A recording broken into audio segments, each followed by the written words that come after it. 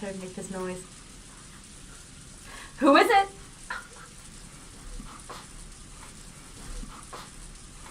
Excuse me. I have brought lunch. Enter. Excuse me. After receiving approval, Cannon entered the VIP room, pushing the serving cart that carried lunch. The servants called this room the Witch's VIP room. That was because Kinzo strictly ordered that it always be kept clean so that it could be used at any time. Even so, guests would not be allowed into this room no matter who they were. That's why at some point the servants had started calling it the VIP room, which was supposed to be set aside only to welcome the special person Kinzo waited for. The witch from that portrait. And today, Cannon realized that this was absolutely true. When he entered the room, the blonde-haired witch was gazing outside the window. Outside, the rain was no longer falling weakly. As she looked out at the beautiful rose garden, which had been tended to over several days for today's sake, as she saw the winds and rain ravage it, was she struck by some sentimental feelings? Cannon was not able to tell anything more from her back, which faced him. I will prepare the meal, Beatrice-sama. Cannon went out of his way to call out the witch's name, hoping that she'd turn around. He wanted to know. He wanted to know if the witch who tempted him and Shannon in the past had really appeared again. When he did, the witch whose name had been called laughed, her back still facing him. Holding back her voice, she laughed. Cannon was startled. It was almost as though she had read his mind and knew that he had called out to her, hoping to make her turn around. It smells good. It appears Kraus hired a good cook. Yes. He is called Goda and was employed here recently. There's nothing better than being skilled at cooking. Delicious food complements the 3 pillars of pleasure for living in the human world. It is the secret of preventing boredom after 1,000 years. Cannon and the witch's eyes met. Then she grinned, without a doubt. Certainly, this was clearly the witch from that day, Beatrice. The witch that no one but he and Shannon could see in the past finally held a form and had arrived openly as a guest through the entrance hall. Beatrice-sama. It's been a long time. Cannon the furniture. It has been quite some time. Cannon tried to remember to be polite to this guest for the time being, but the visit of the suspicious witch made dark clouds start to enshroud his heart, especially considering that today was the family conference. You appear to be uneasy about what I plan to do now that I've appeared. Am I right? Cannon didn't force an answer. This witch probably reads minds, so it's pointless to go to the trouble of saying it out loud. Of course, she could read even his inner resistance, so the witch giggled at Cannon's childish defiance. I came to fulfill my final promise with Kinzo. Your final promise? With the master? I lent Kinzo a mountain of gold. When Kinzo gives that up, it will be returned to me with interest. I came to accept that interest tonight. I don't know what you're talking about. However, uncertainty began to gather in his heart. Whatever this witch had to say, it couldn't be anything good. There's no mistake. Whenever witches have something to say, it's never a good anything. You are correct.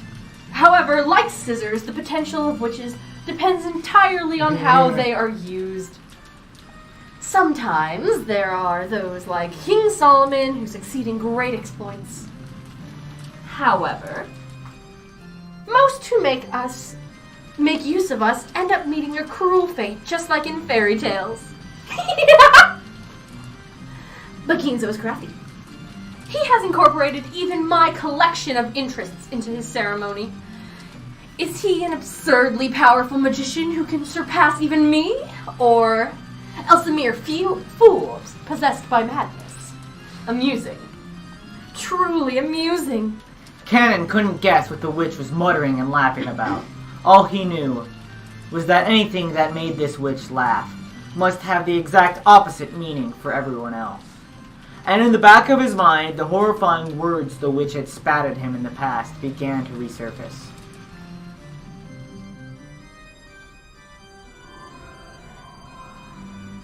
What? Did you think I'd lend you my power and ask for nothing in exchange? I'll gladly assist a pair in love, and in exchange, I'll enjoy watching the cruel fate they eventually meet. I have never come across a better show, not over the course of 1,000 years!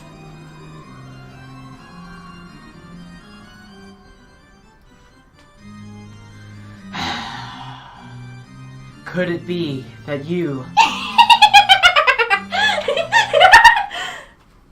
Behold, the sweet fresh river running through my beloved hometown. You who seek the golden land, follow its path downstream in search of the key.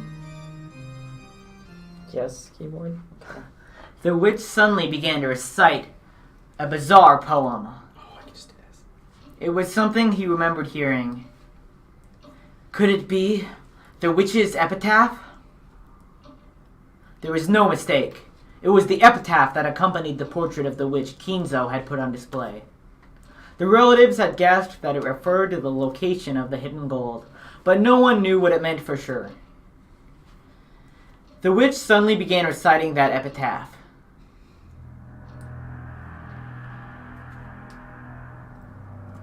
Canon, since you are furniture, I imagine you've heard about it from Kinzo. The day when everything will be returned to the Golden Land has come. Rejoice! The day when you will be freed from the shame of living as furniture has finally arrived. I believe you've wanted that for a long time. To furniture which finds no value in its own existence, merely existing day to day must be nothing but agony. To those with souls, this world is worth clinging to, but those without souls find this world to be full of nothing but suffering. Complicated expressions flitted across Cannon's face. This was the day of release that Cannon had been looking forward to. However, the coming of this day had been mercilessly sudden, and for some reason he didn't like the hateful tone used by this witch, as she informed him of the coming of this long-awaited day of rest. Cannon couldn't even decide what emotion he should be feeling. Why do you not rejoice? Could you actually have some regrets left in the real world? As mere furniture. I have no regrets, because I am furniture. You truly are a model specimen of furniture. How nice, how nice. However, it won't be fun if you have no regrets at all. Are you saying regrets are how you find pleasure? That is correct. Most witches who live for 1,000 years get tired of life. In order to escape boredom, I adore people's fates with fruit and brandy and cook them like cakes. I find humans dancing through oppressive fates inside an oven to be ever so entertaining. You see, I'm actually a tad famous in this regard. So much so, the rare guests come from far away to see my skill at cooking. Perhaps this is something that mere furniture cannot understand. Cannon couldn't understand. Apparently she was right. What the witch was saying. However, he fully realized that this was a terrifying being who treated the fate of humans as a show, enjoying it whenever some harm befell them. However, furniture has no soul or life, much less a fate. Pitiful furniture does nothing but serve until the day they're released from the real world. To furniture like that, the witch, who had come to release them from everything, was a being to be received with overflowing affection. Even though the day Cannon should have been waiting impatiently for had come, he was confused by his own inability to accept it easily. Why was it? The face of Shannon, the person he loved as a sister, rose to his mind. And for some reason, Jessica's face did too. That's not the only thing that rose.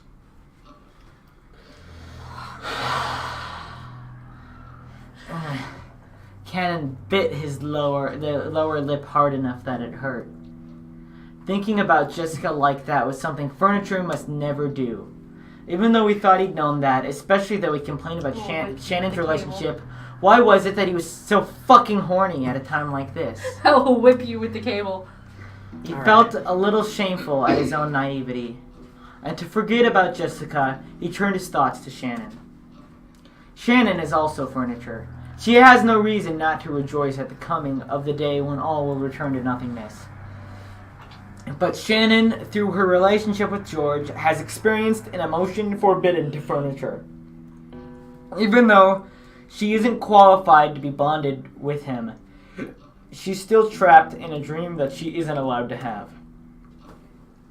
Will Shannon be able to joyfully accept this development? No, she won't. Shannon still has lingering regrets. Those will probably become a great source of pain and torture for her. And those lingering regrets were planted by none other than this witch. Why? Because that would be more interesting, nothing more. This day, that Shannon should have been waiting impatiently for, will probably be a harsh burden for her, giving her emotions that she must never experience. I thank you for granting me, us furniture, the day of our release. And I hate you for making this day so difficult for Shannon to accept. I want to make you suffer from your regrets as well, just like Shannon. However, you continue to live like furniture, with foolish honesty, never getting ensnared by me. And yet, it seems you love Shannon a little too dearly, Shannon's regrets are now your regrets. Will those feelings transform into hatred for me? If you wish to kill me, give it a try. As Kinzo's furniture, you should have at least that much power, right? However, if you kill me, then the day of rest for furniture will not come for all eternity. Could you bear to live with that? Are you truly capable of resisting when I try to release you? Kneel. What? Kneel and kiss my shoes. Otherwise, I will leave this place. I'll go back and never show myself again for all eternity. So, Canon, do you think you could bear to live like that? Before we continue with this riveting scene, Yeah. why don't we just do something before we forget? Fair enough. Beatrice, the mysterious visitor and 19th person who appeared on the day of the family conference. She goes by the same name as the Golden Witch who gave the gold to Kinzo. Her reasons for visiting are unknown.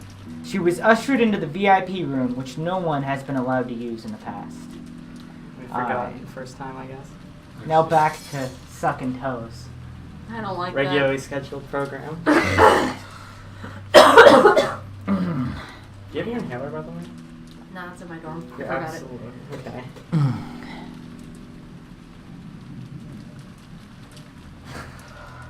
I hated that. Man leans into mic. Don't do that to me. That was like a crispy nut right there into the mic, and I hate it. I kind of want to die. Don't make that face. Don't ever fucking What face moan was to I my making? You're doing mic. this. Was I? Yeah, it was bad. Oh. it was Don't the moan worst. into my mic ever fucking again. Oh! My All right. skin just fell off my Umineko fucking is canceled body. tonight, my friends. Thank Scott God. has fucking... Okay. Just kidding. We're still doing this. God, I need to get like. Ugh, I feel dirty. I feel like I need a shower. Like a long shower. Me too.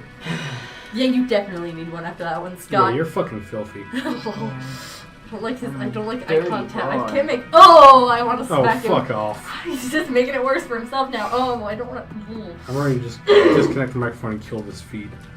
Choke him out with the cable. If the door to the Golden Land is opened, your hard life as furniture will end. It's a hard knock life For us. I mean, there are orphans too. Yeah. Perfect. Yeah. If you desire. I can even give you a life as a human. After that, you will be on the same level as Jessica. Surely you want to experience the taste of love. Damn. Oh, I can't respond to that. Cannon be like, I got to get my dick sucked. I think you made that joke actually the first time. I think that was for Kinzo. Oh yeah, I did. Kinzo wants to get his dick sucked. Yeah. A lot of people wanting to get their dick sucked in this series. actually. George Jessica really wants to get Cannon, their dick sucked. Battler. Jessica really wants to get her dick sucked. The list goes on. Yeah. There's no point.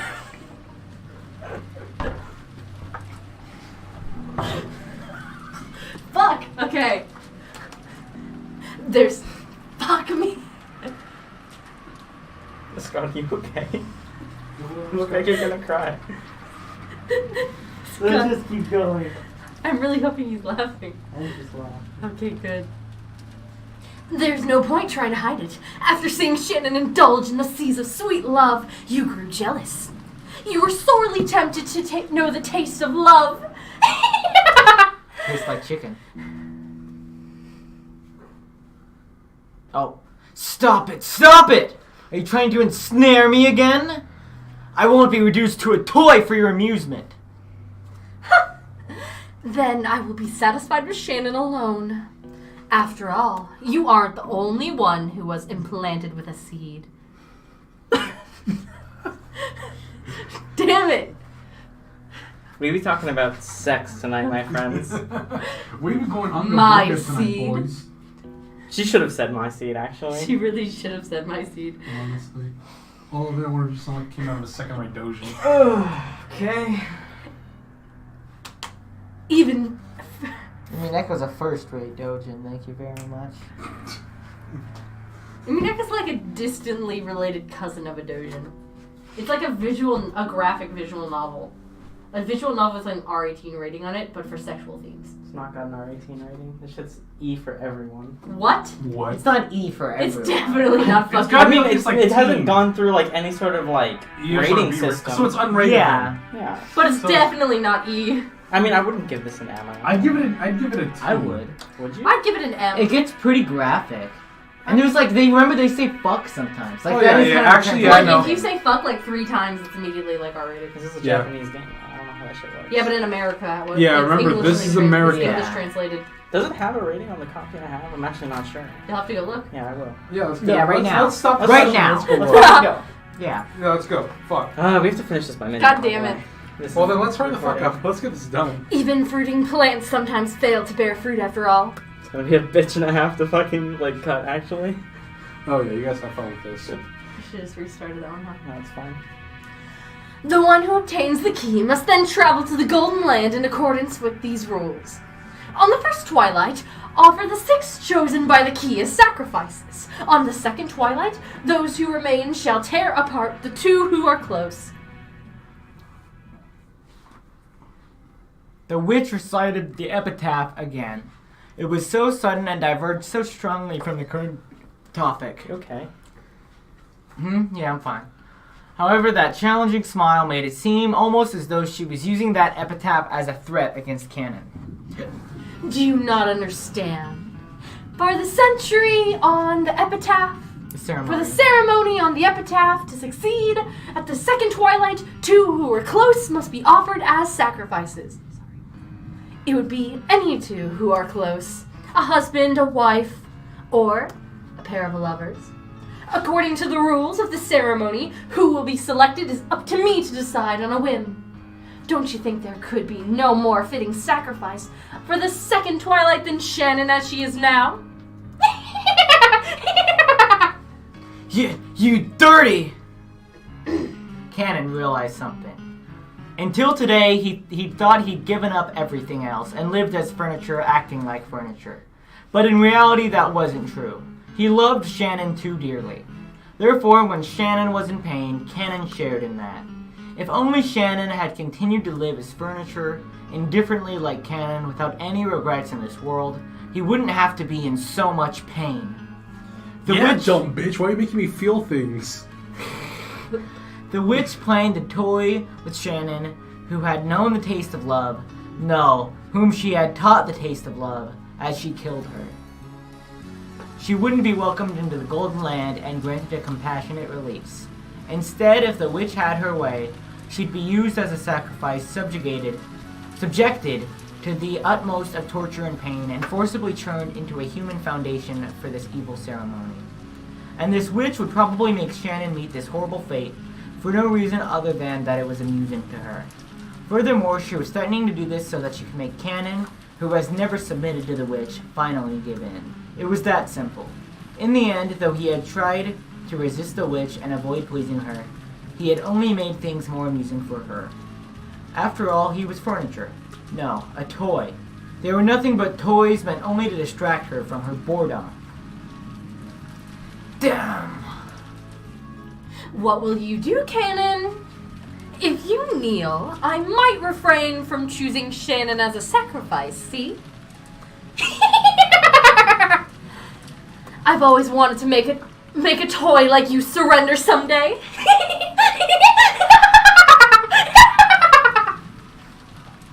Without even a fragment of elegance, the witch sneered at Cannon and laughed indecently. That's right, she'd predicted Cannon's submission even before he'd made that decision himself.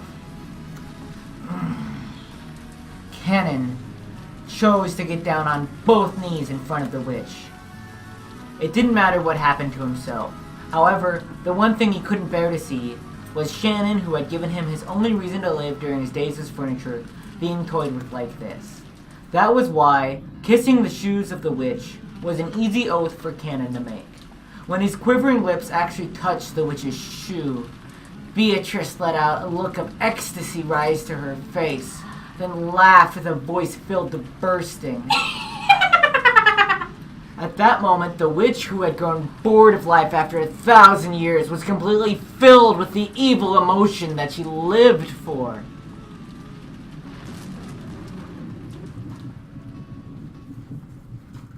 I guess that's a dab moment, Nicholas. More of a moment. When lunch ended, the relatives moved to the parlor. Rosa had bought a high-class brand of black tea from a famous store in Ginza. That had been served, and the parlor was filled with a pleasant aroma. Since the children were there too, the adults tried to interact like normal relatives on the surface, talking peacefully about recent events and how their children were growing up. It had started raining, so the children couldn't do anything but sit here like this, watching TV, unable to go outside. Maria was apparently a TV kid, whatever that means, and she kept watching a boring daytime program without getting bored, giggling all by herself. At first, Battler joined in, seeming to deepen his relationship with Maria, but he had gotten up early that morning and was gradually hit by a wave of drowsiness.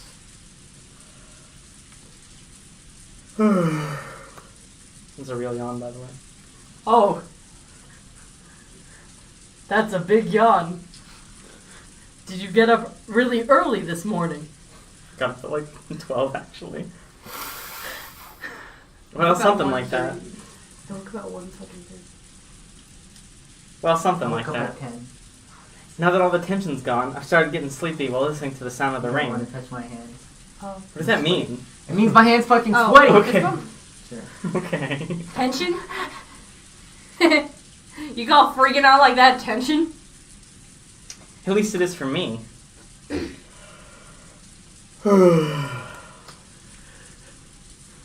Stop fucking doing that. I'm sorry. Yawning on command's a little too powerful. I do it so much. Battler gave another great yawn and slowly lay down on the sofa. He really did look tired. George and the others had tried talking to him, thinking it was a sign of boredom, but when they realized he really was sleepy, they decided to let him be. My. They say that if you lie down right after eating, it'll become a mackerel. Whatever It'll- that means. It? Ha Stop kidding around. Go to Sunset, we'd be having First of all, can I say how scared he honestly looks after she said that? It looks I horrible. don't want my penis to be a mackerel. I guess that's it. I need a I mean, fucking I non-existent assume, women like, with I mean, that. if his penis is asleep, it's probably going to turn into a mackerel.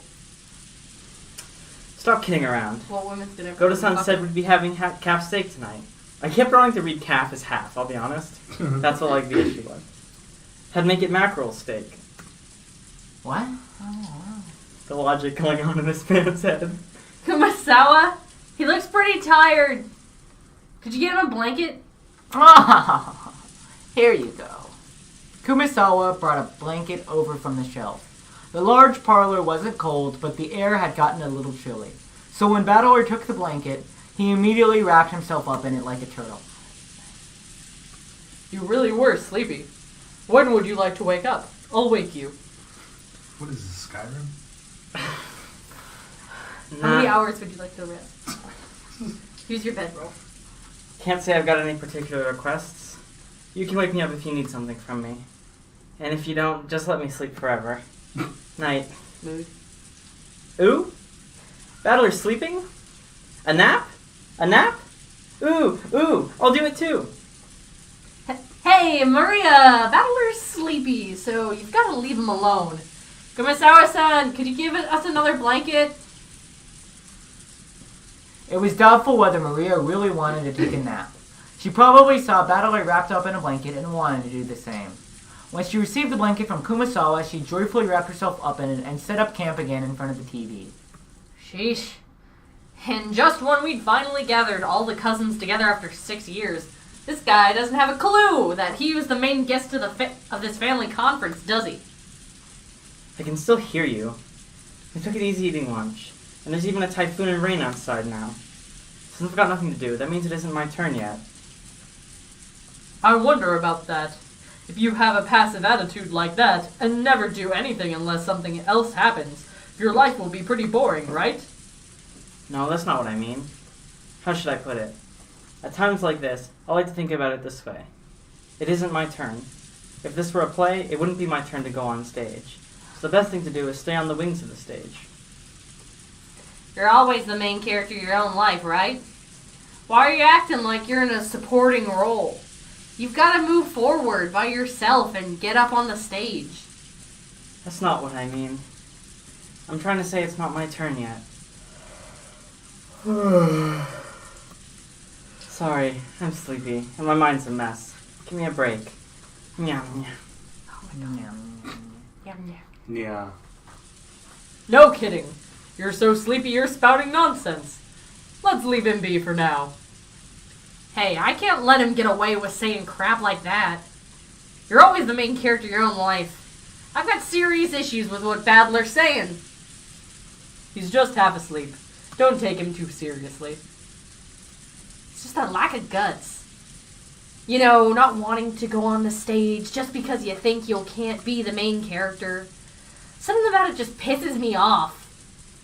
It's because Battler's the fucking main character. With Nah. distant eyes, Jessica gazed out the window at the gray rose garden obscured by rain. When she put her forehead up against the glass, the pleasantly cool sensation seemed to chase away the memories she was trying to forget. So it just wasn't your turn yet? Is that it? Then just when will you get on the stage? In that case, In that case, who the heck is the main character on this stage? Keyboard? Thank you. It was actually Kraus the whole time. Go to some. Don't like that. Ooh. Dang, it's like you think you can do whatever you want. What the hell is all this? It's all screwed up. I was merely amused that your reason for denying me was based on whether there was 18 or 19 people. I just tried to change my opening move, no more. Your greatest bias for denying me is simply that I wasn't laid out as a piece on the game board. So all I have to do is start by focusing on the queen, like this. Isn't opening the road for the queen on the first turn one of the classic moves in chess? Quit playing around. There's no way. I can never accept something like this, right? A witch came in, walking right through the entrance hall, you say. Don't mess with me. What's this? In the last game, I gave you incredible freedom to make your moves correct. This time, all I'm doing is moving my pieces in response to your moves. Are you already giving up right at the start? You bastard. Don't mess with me. Like hell I'd give in. Great move. Go ahead and just move however you like. Okay, so your turn's far from over, is it? Move however you want. Form a huge battle formation while you still can. I'll definitely withstand you. I'll definitely corner you. Come at me as best you can. I don't want you to have any excuses. You aren't even close to making me accept something like a witch. That's right, just now. It looked like Marie's candy was fixed with magic. But you might have actually had another one of the same candy hidden in your pocket. And switched them with the little show, making it only look like you'd fixed it with magic. Yeah, that's right. That has to be it. It's useless. It's all useless. Rosa saw the moment when the candy split into butterflies, correct? Who cares about that? That was a hallucination or a trick. Or maybe she just saw it wrong. That isn't a big problem. So you throw out the part you can't explain as trivial? I see. Is that your move in response to mine? You've dug your own grave, Ushiromiya battler. It still isn't your turn yet. Allow me to make my move for a little longer. It has barely begun. The turn of the witch. Turn of the Golden Witch. Credits roll. Cool scene. Hell yeah. Hell yeah. Heck yeah. Hand me my water bottle. This? Heckers, yeah. When they started hearing Battler's snores, the relatives went their separate ways, leaving the parlor and letting Battler sleep in silence.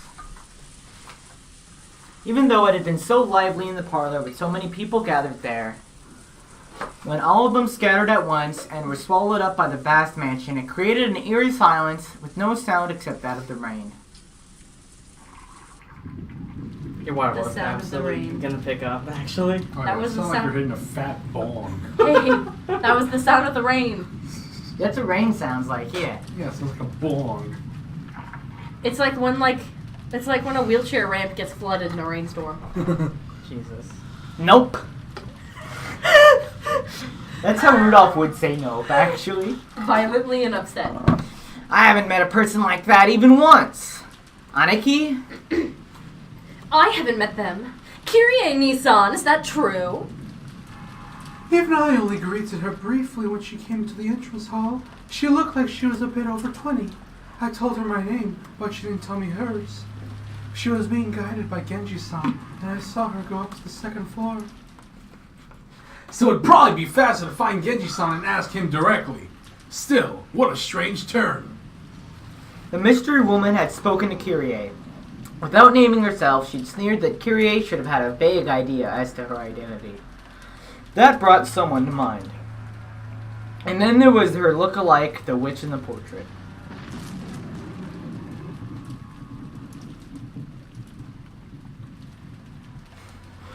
Did you try to pinch your titties through the fucking...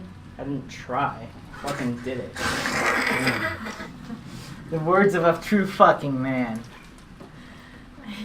God, I hate this fucking family. Was this person trying to say that she was the witch of the portrait herself? I realized that she was probably laughing at me for that reason. Even though it was our first meeting, she spoke as though she knew I'm your second wife. Aniki, you really don't know anyone like that? You talk too much. I've never seen a blonde woman like that go in or out of this mansion. That kind of thing doesn't matter. The problem is what happens if that woman starts calling herself Beatrice. If she starts calling herself the manager of father's assets. Or maybe she plans to call herself his mistress's daughter and demand that she get a share of the inheritance. Either way, we've had one heck of a joker slipped into the deck. Did Nissan bring her here, or did father? This is bad. We thought we could manage something if we could corner Aniki in our talks. But this takes us back to square one. I don't know what kind of schemes you've been making when I'm not around, dear, but it looks like we've been given a little time to form our counter strategy. Yeah, better to have some time to prepare than to have that blonde-haired Nachon suddenly appear at the dinner table and scare the shit out of us. That blonde-haired sister? Yeah. Until we know why she's appeared, let's all assume she's Kinzo's call girl. I'm not clicking anymore. Down the corner. I want to die. God, are you there? Okay. No. No. Until we know why she's appeared, there's a limit to the kinds of counters we can make. What could she be after? Isn't it obvious? She's going to claim that she's the rightful heir to Father's inheritance. Father is still captivated by Beatrice. If he had a daughter with her, you can bet that he'd want to leave all of his fortune to her. She might even thrust some strange will in front of us. If we take it to court, we could probably claim a quarter of a half of it. But it's probably be impossible to divvy up the inheritance until it's settled. We can't have that. I can't, and neither can you, Rudolph. And the same goes for Rosa, right? Each one of us needs to gather money quickly for our own reasons. We just need a lot of money right now. Take a shot every time. It's our biggest weak point. So, what are they after? Kyrie, can you guess? This is all news to me, but it sounds like we're starting from the premise that we've got an urgent need to collect money, right? Kyrie-san, in a man's business, you sometimes need funding when you're on the offensive. Please understand that, you dumb bitch. I knew she would never say that. I'm literally He would crying. never No, say, not you at all. dumb bitch. Maybe he'd say, pardon my rudeness, but before he said anything. Exactly. Hideyoshi would never never say say this. that. I'm Nah, literally Hideyoshi crying and respects women. shaking. Daily reminder that Hideyoshi respects women. He takes his respect in women juice every fucking day. Ava pours him a glass and he drinks it in the morning with breakfast. He drinks it like so happily too. It's like, He just shotguns it. Sometimes he just goes straight from the jug. In the middle of the night, he's in the fridge drinking his respect in women juice. What's this, Rudolph? You didn't tell Kyrie-san about it? Sorry, I wasn't really hiding it. Except I kind of was. Actually, it was kinda... It's alright. If you decided this wasn't something you needed to tell me about, I won't press you about it right here. cool. What's more important is finding out what this golden witch is after, right? Yeah. Yeah. Now that you know what we know, can you see how the enemy might come at us? Sorry, am I blocking no. it? Rudolph had a certain measure of trust in Kyrie's unique thinking technique, chessboard thinking. Of course, it didn't give him any more peace of mind than fortune telling. But every time Rudolph was polishing up some important strategy, he'd give a great deal of thought to Kyrie's advice. For a while, Kyrie pressed her finger against her forehead, considering. Judging by the fact that her arrival was kept hidden until today, she must be planning to catch us by surprise in some way. We can't tell for sure whether she's after assets or being recognized as a relative. However, her coming was kept secret until today, which probably means she didn't want us to take any measures against her. Something we might have done if we'd known beforehand. So, her goal is probably something that could be hindered if we were to take measures against her. Understand? I get it. So, if she had a will that Father had already written, or something that could prove that she's a blood relative, if she had some unshakable, rock-solid proof like that, you'd think she'd announce it beforehand. That's right. On the contrary, since we're in a position to doubt her, she should have brought a lawyer or an expert and thrust some completely undeniable proof before us, if she could. So, the mere fact that she's launching a surprise attack shows that our foe can't win a frontal assault. Makes sense. If a trump card can win no matter what, it's best to play it out in the open. If you play it a roundabout way, it might end up weakening its impact. Skipping to the conclusion, we can probably expect to be faced with some huge surprise. Something related either directly or indirectly to the inheritance problem that's on everyone's minds. Our opponent probably plans to overawe us simply by the impact of the shock. However, No matter how great the impact might be, it cannot be absolute. In other words, take a shot every time they fucking say in other words, we have enough leeway to take advantage of this. You really got brains. Even understanding just this much is literally reassuring. I mean, you've really got brains. Even understanding just this much is really reassuring.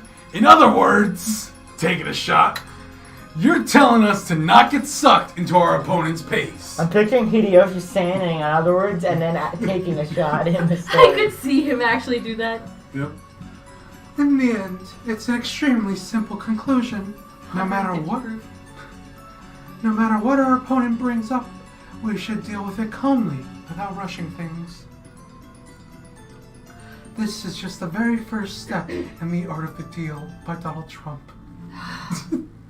This is the very first step in the art of negotiation. My bad. You really can't say you've predicted your opponent's thoughts with just this. Come on! Just like usual, that was pretty good. Now that we know we've got a little leeway to attack, it helps us relax a bit. Now we can just, chill. We know what the fuck going on. What we don't know is how she's connected to Kraus Nissan. Will it be a surprise for Kraus Nissan too? Or was he actually the one who called her here in the first place? If it's the latter... Oh wait, is this... Yeah, I think this is Kyrie. Oops. Yeah, no, I didn't know either. What we don't know is how she's connected to Kraus Nissan. Will it be a surprise for Kraus Nissan too? Or was he actually the one who called her here in the first place? If it's the latter, that might make things very troublesome. I guess Rudolph would have said Aniki instead. That's right. Secretly calling a mysterious woman on the day of the family conference.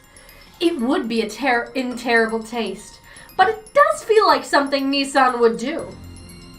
Aniki, let's do this. Transform! As long as she can't clearly prove her identity, we won't accept her position in any way.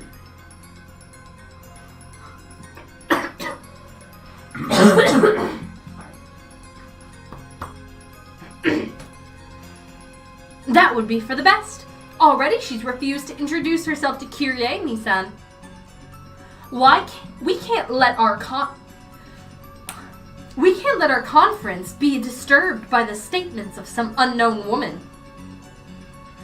She might even show us proof that she's a blood relative. If she can prove father's blood runs through her veins, like with a maternally record document or a blood transfusion, there's nothing we can do. It's always possible to suspect that physical evidence has been faked. And even if it's real, in order to prove that the person in the documents is the person we see, we'd need to check their condition at a hospital. At the very least, it'd be impossible to prove that now on Rokenjima. You're right. So in other words, it's times like these. It's something. You're right. So in other words, it's something like this. No matter what's shown to us now on Rokenjima, it can't be accepted as truth. We can't believe anything until the typhoon passes and they prove it to us on the proper place. Spotting all kinds of holes and stuff like this is Anaki's specialty. We'll be counting on you. Are you joking? You'll be helping too. We need the money. We need it quickly and in a large sum. We need the money right now. Our fates are all tied together in this. As if we just stand by and let some suddenly appearing mystery woman destroy the inheritance we're after. Rudolph and Ava always formed a united front as siblings at times like this, sickened by the idea that their own inheritance might be snatched away by an outsider. Kyrie noticed how indomitable they looked, shook her head slightly, and gave a small sigh as she gazed out the window. Outside, it was still raining heavily, and everything was gray, having lost all vibrance. The lush garden that the sun had shone on earlier now felt like a lie. For some reason, the words Ava had said a second ago kept repeating in Kyrie's head. So, in other words, it's something like this. No matter what's shown to us on Rokenjima, it can't be accepted as truth. There was an odd nuance to those words. At that moment, the island was closed off by the typhoon and isolated. They had access to no public institutions and no hospital. So on this island, no matter what manner of proof related to the outside world was shown, it would always be possible to call it a lie. It would be impossible to prove that something was the truth. Now that they were isolated from the outside, all truths whose proof lay in the outside world would be called lies. So does that mean that right now on this Rokenjima, no truth exists at all? Does it mean that everything will now be ruled by lies alone? It almost gives the illusion that we've left the human world of truth and have been shut away inside another world, one of lies. Kyrie remembered that woman's appearance one more time. She remembered both what she had looked like and the witch of the portrait. On this island, which had been cut off from the world of humans and shut away in the world of non-humans, a non-human being has come to visit. Kyrie couldn't think of the smile that had appeared on that woman's face as anything other than a portent of misfortune. I get the feeling my chessboard thinking's missed a vital premise, one that'll be necessary to understand that misfortune-bearing smile. Yes, that smile made me feel as though someone inhuman was mocking me. I've based my reasoning on the assumption that our opponent is a human like us. However, just like this island is now, she may be a being that isn't human, and human values may not matter to her. If that's true, all of our reasoning is useless. For what reason has the witch been invited here today? Only one thing is certain. Now, in this instant, she's seeing somewhere in this vast mansion.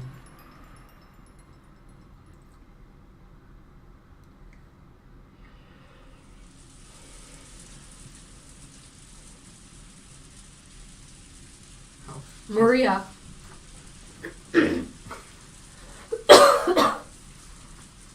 Around lunchtime, we met her outside, right? A woman. Who was she? Ooh, I said it over and over. Beatrice. Maria, did you ever meet Beatrice before that? Ooh, I've met her every year. Every year. In this mansion on Rokenjima? Ooh, I don't know what "ooh" means. Is that true? yes. How long have you been meeting her? How many years ago did it start? Ooh, I don't know. You don't know? What do you mean you don't? Was it last year? 2 years ago? Longer than that. Ooh, Rosa was astonished. Only the Uchinomiya family mansion existed on this island, so there couldn't have been any humans other than themselves here. And yet Maria said she'd been meeting with this suspicious woman every year during the family conference. If what Maria said was the truth, then that strange woman called Beatrice had been at the family conference every year. That's insane. Is Maria saying that eerie woman was at the family conference every year and none of us ever noticed it? Even though Rosa had just met the woman herself a couple of hours ago in the rose garden, she was overcome with a strange emotion that told her not to accept that as existence. What in the world did I meet with earlier in the rose garden as the typhoon grew near and the winds roared? Maria, you said you met with her every year? What do you two do when you meet? ooh. We sing songs and learn magic. And I learned how to draw magic circles. Really?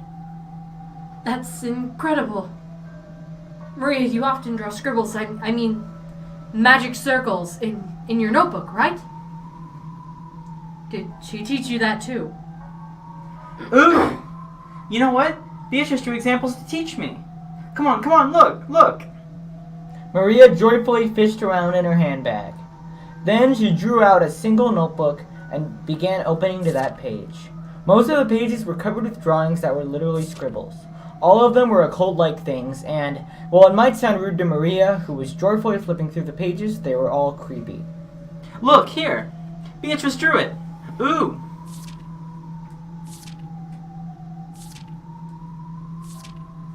Each one of the pages in the group Maria opened to had an eerie magic circle. Furthermore, at a glance, Rosa could see that Maria hadn't drawn them. The strength of the strokes, the thickness of the lines, how clean the shape was. By itself, it wasn't enough to guess the background of the person who had written it. But it was enough for Rosa to be sure that it was someone older than Maria. Rosa had to accept it now. There really was a person on the Shrokenjima that she herself hadn't known existed until now, and this person had come to the family conference every year to play with Maria. Maria,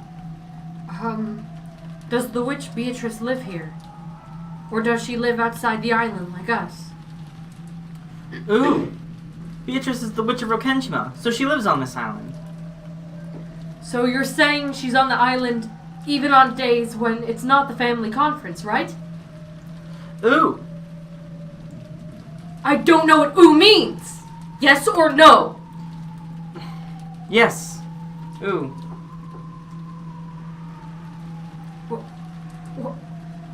What in the... I can't believe it. How long has this unknown witch been living on this island? I used to live on this island. I lived on this island, passing the time in the mansion in the rose garden. And even so, I never encountered a witch like that. Right?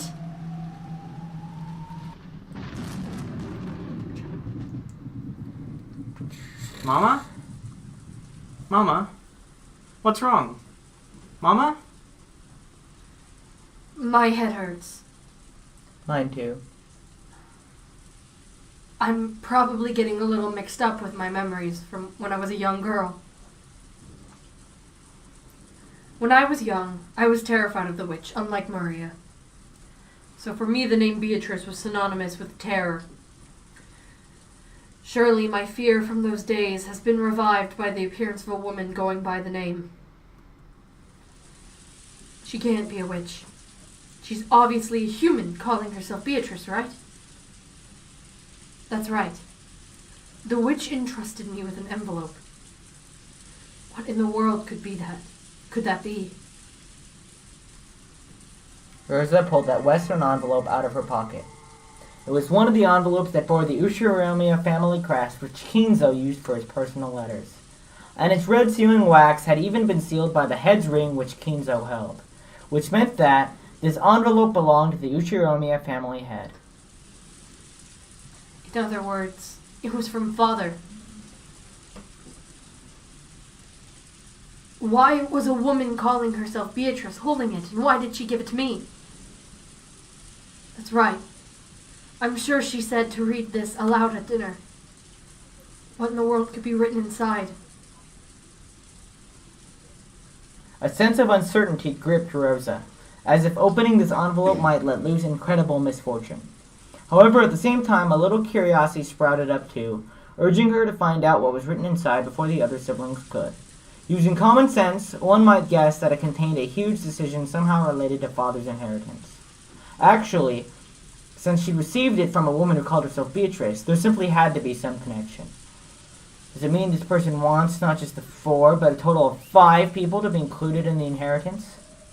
I need a large sum of money, and I can't wait long. They say like the same thing in just like different they words do, so absolutely. much. I need a lot of money right now. I feel like such a sinful daughter for discussing Father's inheritance while he's still alive. But this is no time to spout off cheap ideals. And I've even colluded with Rudolph Nissan, and Ava Nissan in order to get some money. You almost had it. Rudolph Nissan and Ava Nissan in order to get some money out of Kraus Nissan. Lock me up. It's alright.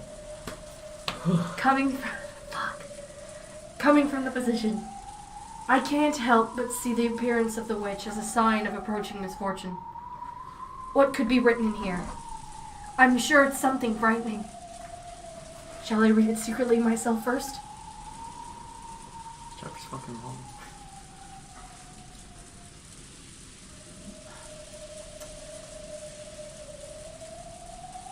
The witch requested that it'd be read at the dinner table with everyone gathered. But if that's what she wanted, why couldn't she just read it aloud herself at dinner? Why did she go to all that trouble of entrusting it to me? Simply put, is it because she doesn't mind if I read it secretly beforehand? It'd be better to secretly read the contents first. I understand that means breaking my promise, but this is no longer the time for cheap ideals. Depending on the contents, I should probably discuss with Eva Nissan and Rudolph Nissan too. Fuck! Rudolph might be a sexy woman. Well, I don't like thinking about that. I do. You're often in, like, tights. Never mind, no I don't. Exactly. They're always really good thinkers when it comes to this kind of thing. I gulped. Oh. And put my hand on the red sealing wax. Something suddenly pulled my sleeve and I let out a small scream. Ah! What? Maria? Don't scare me like that. What is it? Ooh! You mustn't. Huh? And Maria's expression was the same portent of misfortune she'd felt from that witch, and it sent a tingle up her spine. Beatrice told Mama to read that letter during dinner. You mustn't break a promise with a witch. That's not it. I just wanted to look at the envelope for a second. I'll keep my promise. After all, I always tell you to keep your promises. Of course, I keep my promises. Yes. Mama's a good girl. That laugh. It isn't cute, so stop it. Who? Come to think of it, you received a letter too, Maria. What was written inside? I haven't opened it. Beatrice said I mustn't open it until the time to open it comes. So I'm taking good care of it. Ooh! I see. You listen well to what Beatrice says, don't you, Maria? Ooh! I'm Beatrice's disciple, so I listen well to what my teacher says. I see. Rosa realized something. Mixed in with Maria's gaze was the glint of someone that wasn't her. If Rosa broke the rules and opened the envelope here, Beatrice would definitely learn of it. Because Maria was the witch's disciple. Maria was in contact with that witch. I'll keep my promise. So tell Beatrice not to worry, okay? Ooh! I'll tell her. Hey, Maria. If I wanted to speak to Beatrice, how could I meet her? I don't know. Beatrice is very fickle, so she always appears suddenly. I don't know a way to get her to meet me. But you know, she's always watching me. So if I get in trouble, she'll definitely come and save me afterwards. She's definitely erased her form and is hiding close to me. So you better not beat me. Don't I always tell you to stop laughing like that? Rosa reflexively hit Maria on the head. That put a stop to Maria's laughing, but it wasn't able to erase the color that had risen to those eyes. A color that seemed to bear a portent of misfortune. In case you're not sick of hearing that phrase yet. Rosa swore. Fuck! She swore that, at least until they left this island, she would not leave Maria alone. She couldn't allow an unknown being to make direct contact with her daughter any longer. Oh, Ba-da-pa-boom-pow. okay. Cool. Hold on, tick, tick, tick. What time is it? Wake up in the 11:30. morning. Feeling like P. Diddy. What time do we start? Like 10:40 something, maybe? It is what time? Fucking I don't that. think we're gonna be. 6. I want to say 6. I don't think we're gonna be able to make it to the end of another chapter before 12.